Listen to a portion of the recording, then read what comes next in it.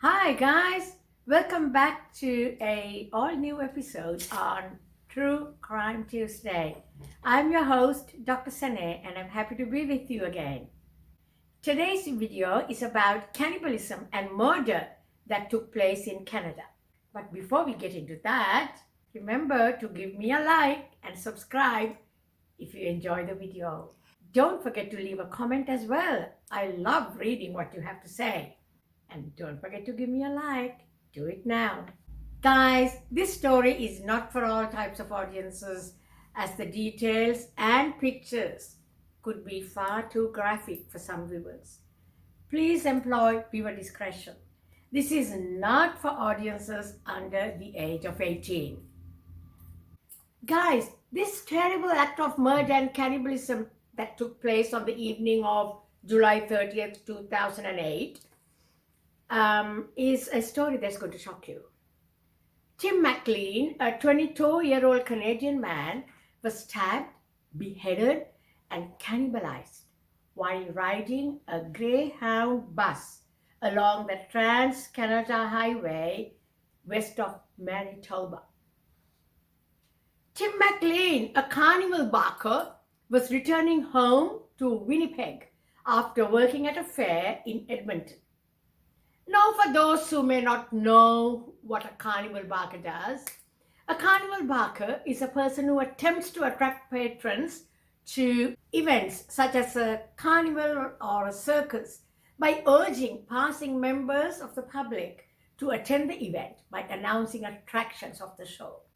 Let's go back to the fateful Greyhound bus 1170.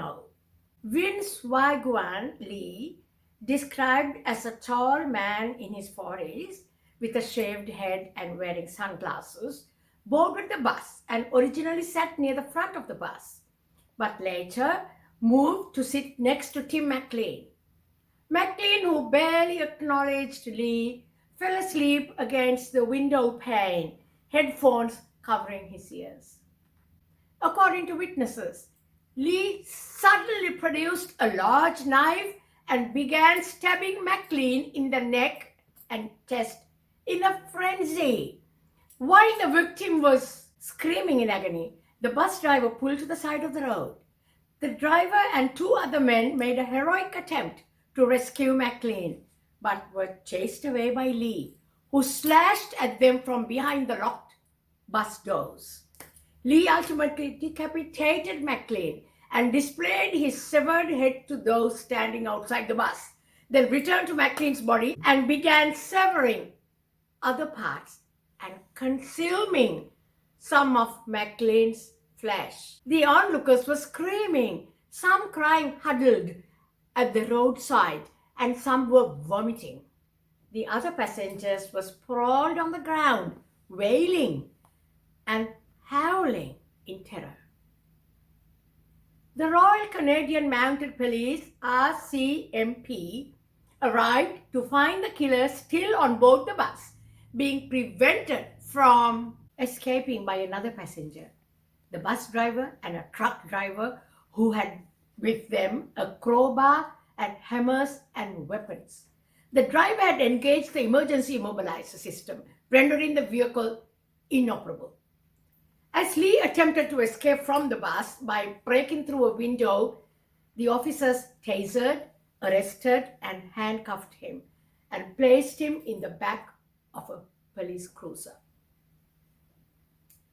Tim McLean's ears, nose, and tongue were found in Lee's pockets.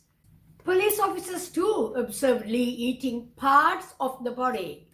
Meanwhile, the stranded passengers were transported from the scene to be interviewed at the Brandon RCMP detachment.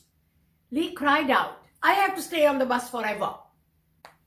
The victim's eyes and a part of his heart were never recovered, guys, and are presumed to have been eaten by Lee.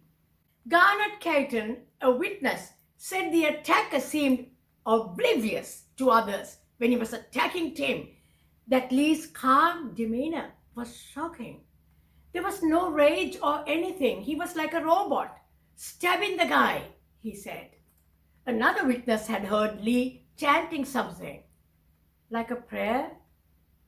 When he appeared in a Portage la Prairie courthouse on charges of second-degree murder, the only words Lee reportedly uttered were, "Please," for someone to kill him. Vincent Wei was born in Dandong, China on 30th April 1968. In 1992, Lee had graduated from Wuhan Institute of Technology with a bachelor's degree in computing. Lee immigrated to Canada in 2001. He worked in Winnipeg at menial jobs to support his wife, Anna.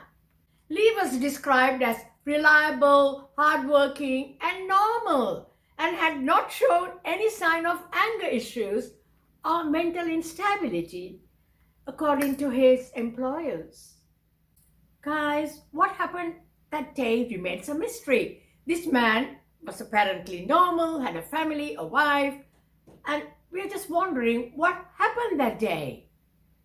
Lee's trial commenced on March 3, 2009, and with Lee pleading not criminally responsible on account of mental disorder, he claimed that he attacked him because God's voice told him that McLean was a force of evil and was about to execute him.